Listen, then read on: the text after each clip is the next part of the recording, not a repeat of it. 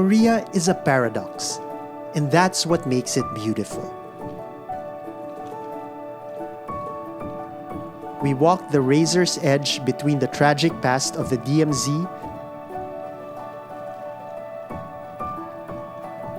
and the neon future of Myeongdong.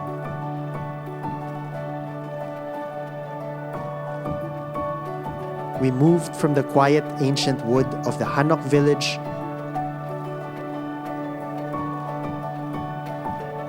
to the chaotic modern adrenaline of the dynamic maze and Squid Game.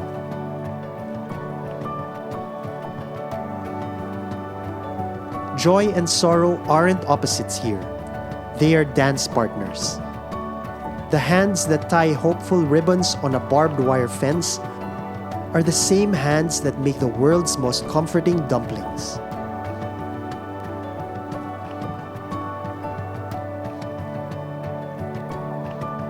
We learn to see the deep hidden history behind a smiling face.